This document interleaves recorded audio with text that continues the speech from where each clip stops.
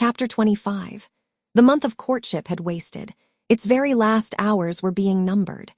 There was no putting off the day that advanced, the bridal day, and all preparations for its arrival were complete. I at least had nothing more to do. There were my trunks, packed, locked, corded, ranged in a row along the wall of my little chamber. Tomorrow, at this time, they would be far on their road to London. And so should I D.V., or rather not I, but one Jane Rochester, a person whom as yet I knew not. The cards of address alone remained to nail on. They lay 4 little squares in the drawer. Mr. Rochester had himself written the direction, Mrs. Rochester, Hotel London, on each. I could not persuade myself to affix them or to have them affixed. Mrs. Rochester, she did not exist. She would not be born till tomorrow, sometime after 8:00 a.m., and I would wait to be assured she had come into the world alive before I assigned to her all that property. It was enough that in yonder closet, opposite my dressing table, garments said to be hers had already displaced my black stuff load frock and straw bonnet, for not to me appertained that suit of wedding raiment. The pearl-colored robe, the vapory veil pendant from the usurped portmanteau. I shut the closet to conceal the strange, wraith-like apparel it contained, which, at this evening hour, 9 o'clock, gave out certainly a most ghostly shimmer through the shadow of my apartment. "I will leave you by yourself, white dream," I said. "I am feverish. I hear the wind blowing. I will go out of doors and feel it." It was not only the hurry of preparation that made me feverish, not only the anticipation of the great change, the new life which was to commence tomorrow. Both these circumstances had their share, doubtless, in producing that restless, excited mood which hurried me forth at this late hour into the darkening grounds. But a third cause influenced my mind more than they. I had at heart a strange and anxious thought. Something had happened which I could not comprehend. No one knew of or had seen the event but myself. It had taken place the preceding night. Mr. Rochester that night was absent from home, nor was he yet returned. Business had called him to a small estate of 2 or 3 farms he possessed 30 miles off. Business it was requisite he should settle in person, previous to his meditated departure from England. I waited now his return, eager to disburthen my mind, and to seek of him the solution of the enigma that perplexed me. Stay till he comes, reader, and when I disclose my secret to him, you shall share the confidence. I sought the orchard, driven to its shelter by the wind, which all day had blown strong and full from the south, without, however, bringing a speck of rain. Instead of subsiding as night drew on, it seemed to augment its rush and deepen its roar. The trees blew steadfastly one way, never writhing round, and scarcely tossing back their boughs once in an hour. So continuous was the strain bending their branchy heads northward. The clouds drifted from pole to pole, fast following, mass on mass. No glimpse of blue sky had been visible that July day. It was not without a certain wild pleasure I ran before the wind, delivering my trouble of mind to the measureless air torrent thundering through space. Descending the laurel walk, I faced the wreck of the chestnut tree. It stood up black and riven. The trunk, split down the center, gasped ghastly. The cloven halves were not broken from each other, for the firm base and strong roots kept them unsundered below. Though community of vitality was destroyed, the sap could flow no more. Their great boughs on each side were dead, and next winter's tempests would be sure to fell one or both to earth. As yet, however, they might be said to form one tree, a ruin, but an entire ruin. "You did right to hold fast to each other," I said, as if the monster splinters were living things and could hear me. "I think, scathed as you look, and charred and scorched, there must be a little sense of life in you yet, rising out of that adhesion at the faithful, honest roots. You will never have green leaves more, never more sea-birds making nests and singing idyls in your boughs. The time of pleasure and love is over with you, but you are not desolate. Each of you has a comrade to sympathize with him in his decay." As I looked up at them, the moon appeared momentarily in that part of the sky which filled their fissure. Her disk was blood-red and half overcast. She seemed to throw on me one bewildered, dreary glance, and buried herself again instantly in the deep drift of cloud. The wind fell, for a second, round Thornfield. But far away over wood and water poured a wild, melancholy wail. It was sad to listen to, and I ran off again. Here and there I strayed through the orchard, gathered up the apples with which the grass round the tree roots was thickly strewn. Then I employed myself in dividing the ripe from the unripe. I carried them into the house and put them away in the storeroom. Then I repaired to the library to ascertain whether the fire was lit, for, though summer, I knew on such a gloomy evening Mr. Rochester would like to see a cheerful hearth when he came in. Yes, the fire had been kindled some time and burnt well. I placed his armchair by the chimney corner. I wheeled the table near it. I let down the curtain and had the candles brought in ready for lighting. More restless than ever, when I had completed these arrangements, I could not sit still, nor even remain in the house. A little timepiece in the room and the old clock in the hall simultaneously struck 10. "How late it grows," I said. "I will run down to the gates. It is moonlight at intervals. I can see a good way on the road." He may be coming now, and to meet him will save some minutes of suspense. The wind roared high in the great trees which embowered the gates, but the road, as far as I could see, to the right hand and the left, was all still and solitary. Save for the shadows of clouds crossing it at intervals as the moon looked out, it was but a long, pale line, unvaried by one moving speck. A puerile tear dimmed my eye while I looked, a tear of disappointment and impatience. Ashamed of it, I wiped it away.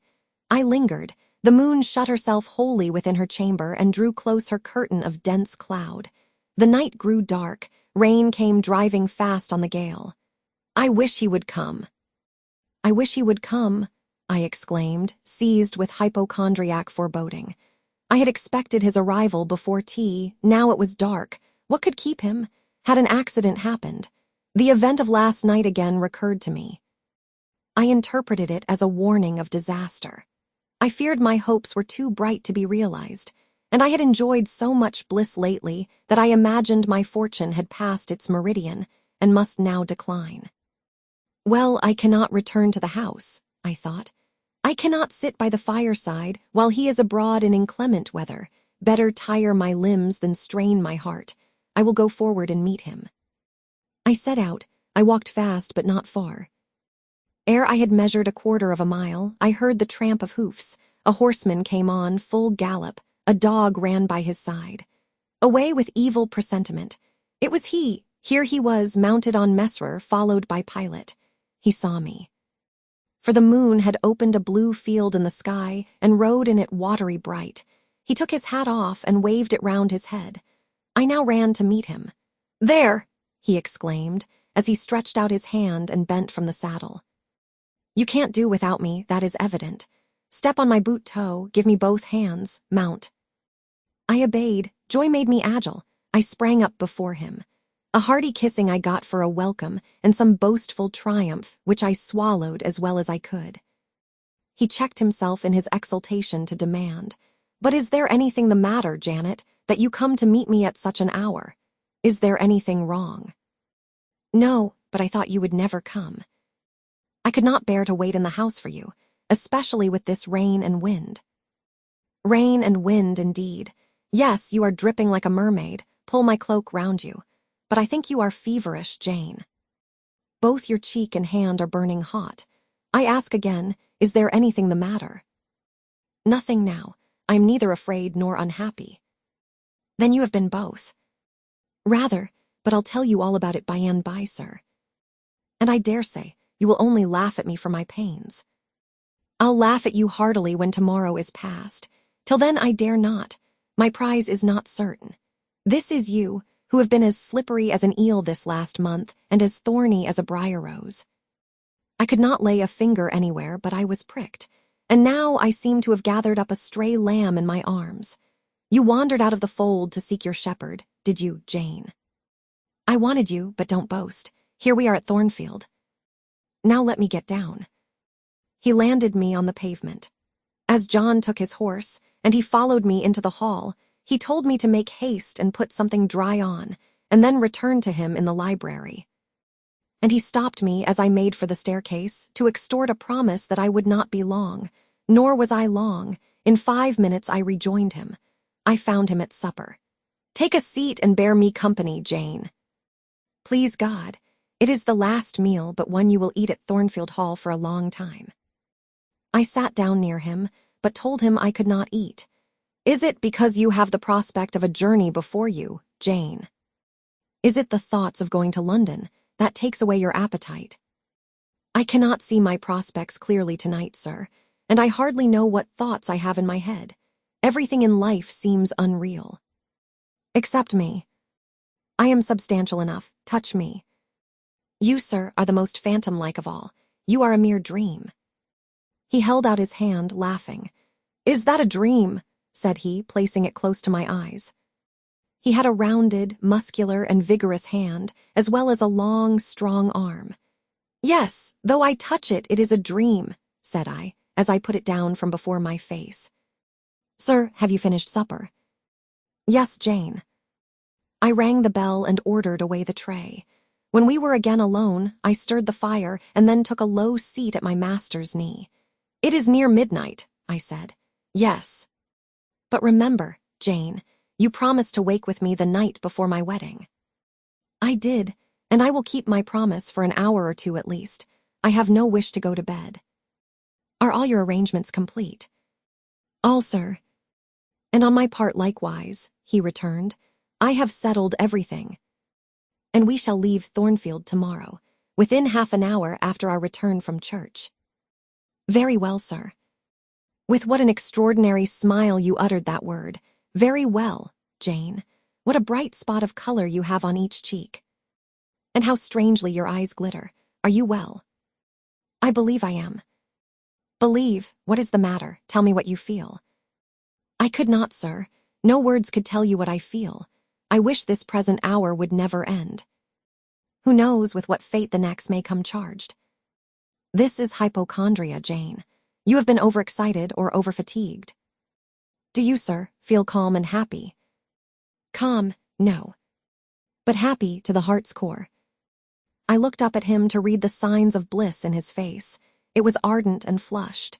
"Give me your confidence, Jane," he said. "Relieve your mind of any weight that oppresses it by imparting it to me." "What do you fear? That I shall not prove a good husband?" "It is the idea farthest from my thoughts." "Are you apprehensive of the new sphere you are about to enter? Of the new life into which you are passing?" "No." "You puzzle me, Jane. Your look and tone of sorrowful audacity perplex and pain me. I want an explanation." "Then, sir, listen. You were from home last night." I know that, and you hinted a while ago at something which had happened in my absence. Nothing, probably, of consequence. But in short, it has disturbed you. Let me hear it.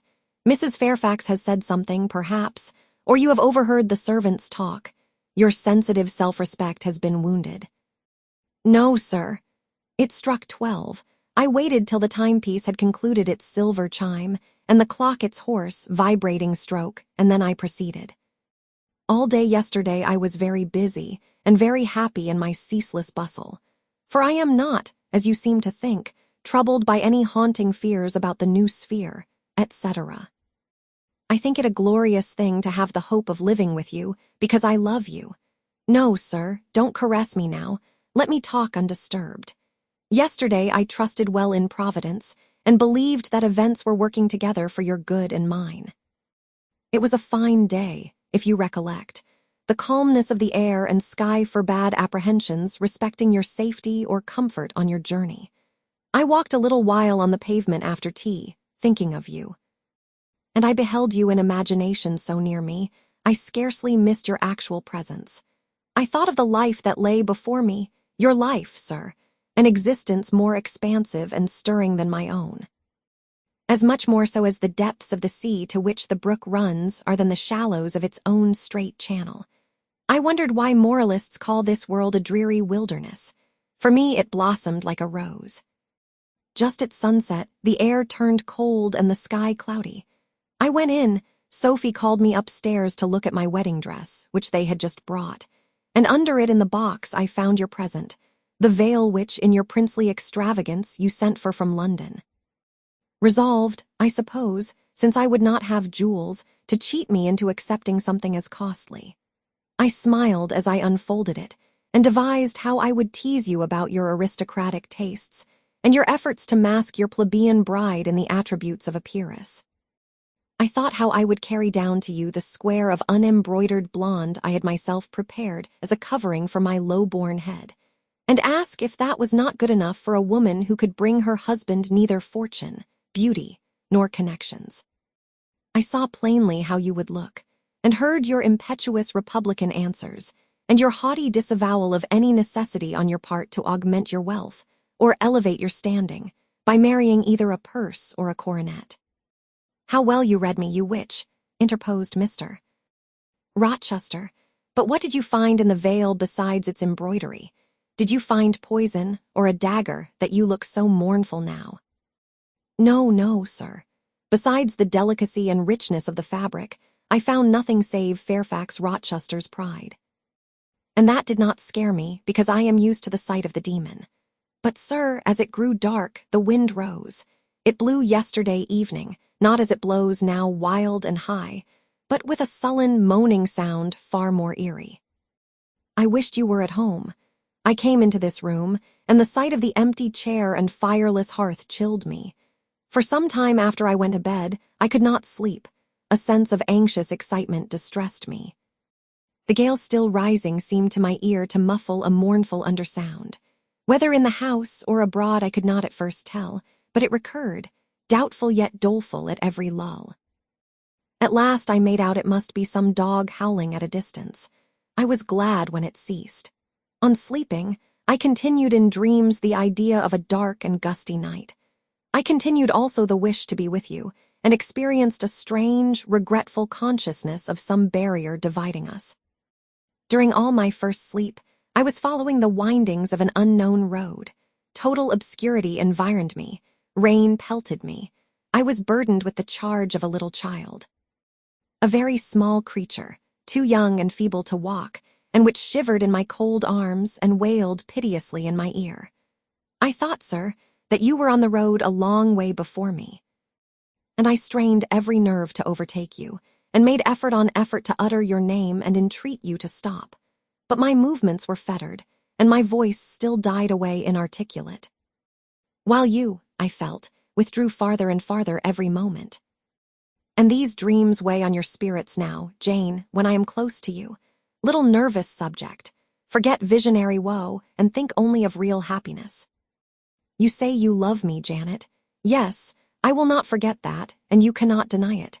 Those words did not die inarticulate on your lips. I heard them clear and soft. A thought too solemn, perhaps, but sweet as music. I think it is a glorious thing to have the hope of living with you, Edward, because I love you. Do you love me, Jane? Repeat it. I do, sir. I do with my whole heart. Well, he said after some minutes' silence, it is strange. But that sentence has penetrated my breast painfully. Why? I think because you said it with such an earnest, religious energy, and because your upward gaze at me now is the very sublime of faith, truth, and devotion. It is too much as if some spirit were near me. Look wicked, Jane, as you know well how to look. Coin one of your wild, shy, provoking smiles. Tell me you hate me, tease me, vex me, do anything but move me. I would rather be incensed than saddened. I will tease you and vex you to your heart's content when I have finished my tale, but hear me to the end. I thought, Jane, you had told me all. I thought I had found the source of your melancholy in a dream.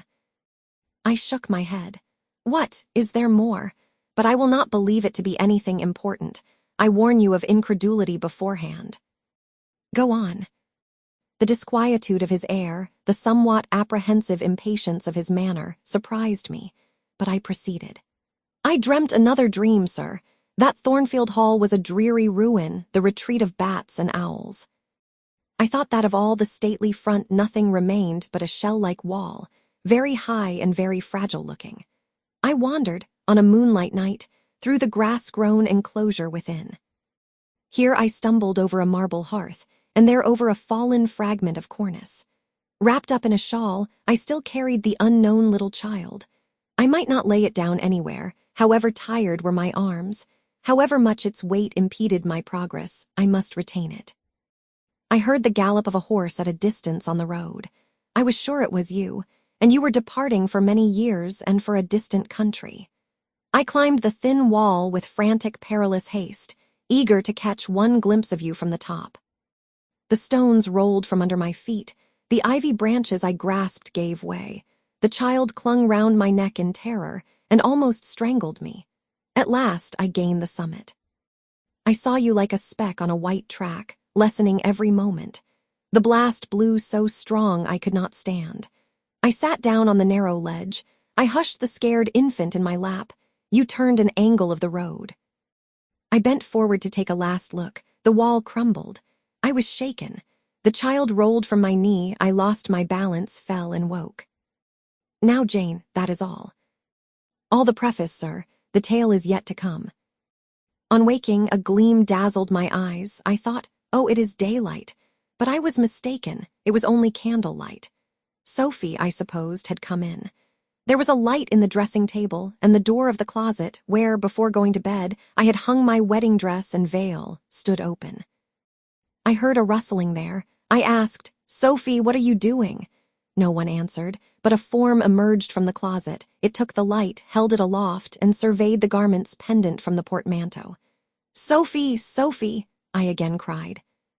And still it was silent. I had risen up in bed. I bent forward. First surprise, then bewilderment came over me, and then my blood crept cold through my veins. Mr. Rochester, this was not Sophie. It was not Lee. It was not Mrs. Fairfax. It was not, no, I was sure of it, and am still. It was not even that strange woman, Grace Poole. It must have been one of them, interrupted my master. No, sir, I solemnly assure you to the contrary. The shape standing before me had never crossed my eyes within the precincts of Thornfield Hall before. The height, the contour were new to me. Describe it, Jane. It seemed, sir, a woman tall and large, with thick and dark hair hanging long down her back. I know not what dress she had on. It was white and straight, but whether gown, sheet, or shroud I cannot tell. Did you see her face? Not at first, but presently she took my veil from its place. She held it up, gazed at it long, and then she threw it over her own head and turned to the mirror. At that moment, I saw the reflection of the visage and features quite distinctly in the dark oblong glass. And how were they? Fearful and ghastly to me. Oh, sir, I never saw a face like it. It was a discolored face. It was a savage face. I wish I could forget the roll of the red eyes and the fearful blackened inflation of the lineaments. Ghosts are usually pale, Jane. This, sir, was purple. The lips were swelled and dark. The brow furrowed, the black eyebrows widely raised over the bloodshot eyes. Shall I tell you of what it reminded me? You may. Of the foul German spectre, the vampire. Ah, what did it do? Sir, it removed my veil from its gaunt head, rent it in two parts, and flinging both on the floor, trampled on them. Afterwards, it drew aside the window curtain and looked out. Perhaps it saw dawn approaching, for, taking the candle, it retreated to the door. Just at my bedside, the figure stopped. The fiery eyes glared upon me. She thrust up her candle close to my face and extinguished it under my eyes. I was aware her lurid visage flamed over mine, and I lost consciousness. For the second time in my life, only the second time, I became insensible from terror. Who was with you when you revived? No one, sir, but the broad day. I rose, bathed my head and face in water, drank a long draught, felt that though enfeebled I was not ill, and determined that to none but you would I impart this vision. Now, sir, tell me who and what that woman was. The creature of an overstimulated brain, that is certain. I must be careful of you, my treasure. Nerves like yours were not made for rough handling. Sir, depend on it, my nerves were not in fault. The thing was real. The transaction actually took place. And your previous dreams, were they real too? Is Thornfield Hall a ruin? Am I severed from you by insuperable obstacles? Am I leaving you without a tear, without a kiss, without a word. Not yet. Am I about to do it? Why, the day is already commenced which is to bind us indissolubly, and when we are once united, there shall be no recurrence of these mental terrors. I guarantee that. Mental terrors, sir.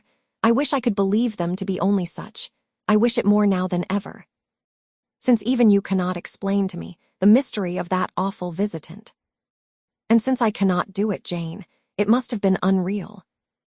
But, sir, when I said so to myself on rising this morning, and when I looked round the room to gather courage and comfort from the cheerful aspect of each familiar object in full daylight, there, on the carpet, I saw what gave the distinct lie to my hypothesis, the veil, torn from top to bottom in two halves.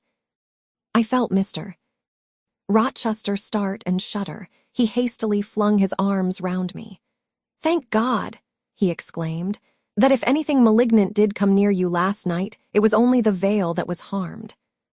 Oh, to think what might have happened." He drew his breath short and strained me so close to him I could scarcely pant. After some minutes' silence, he continued, cheerily, "Now, Janet, I'll explain to you all about it. It was half dream, half reality. A woman did, I doubt not, enter your room, and that woman must have been Grace Poole. You call her a strange being yourself. From all you know, you have reason so to call her. What did she do to me?" "What to Mason? In a state between sleeping and waking, you noticed her entrance and her actions. But feverish, almost delirious as you were, you ascribed to her a goblin appearance different from her own. The long, disheveled hair, the swelled black face, the exaggerated stature were figments of imagination, results of nightmare. The spiteful tearing of the veil was real, and it is like her. I see you would ask why I keep such a woman in my house. When we have been married a year and a day, I will tell you, but not now. Are you satisfied, Jane? Do you accept my solution of the mystery?" I reflected, and in truth it appeared to me the only possible one. Satisfied I was not, but to please him I endeavored to appear so. Relieved, I certainly did feel, so I answered him with a contented smile. And now, as it was long past one, I prepared to leave him. "Does not Sophie sleep with Adele in the nursery?" he asked, as I lit my candle. "Yes, sir." "And there is room enough in Adele's little bed for you. You must share it with her tonight, Jane. It is no wonder that the incident you have related should make you nervous, and I would rather you did not sleep alone. Promise me to go to the nursery." "I shall be very glad to do so, sir." "And fasten the door securely on the inside. Wake Sophie when you go upstairs, under pretense of requesting her to rouse you in good time tomorrow, for you must be dressed and have finished breakfast before 8. And now, no more somber thoughts. Chase dull care away, Janet. Don't you hear to what soft whispers the wind has fallen, and there is no more beating of rain against the window panes? Look here." He lifted up the curtain. "It is a lovely night." It was. Half heaven was pure and stainless. The clouds, now trooping before the wind, which had shifted to the west, were filing off eastward in long, silvered columns. The moon shone peacefully. "Well," said Mr. Rochester, gazing inquiringly into my eyes, "how is my Janet now?" "The night is serene, sir." "And so am I. And you will not dream of separation and sorrow tonight, but of happy love and blissful union." This prediction was but half fulfilled. I did not indeed dream of sorrow, but as little did I dream of joy. For I never slept at all. With little Adele in my arms, I watched the slumber of childhood, so tranquil, so passionless, so innocent, and waited for the coming day. All my life was awake and astir in my frame. And as soon as the sun rose, I rose too. I remember Adele clung to me as I left her. I remember I kissed her as I loosened her little hands from my neck, and I cried over her with strange emotion, and quitted her because I feared my sobs would break her still sound repose. She seemed the emblem of my past life, and I was now to array myself to meet the dread, but adored, type of my unknown future day.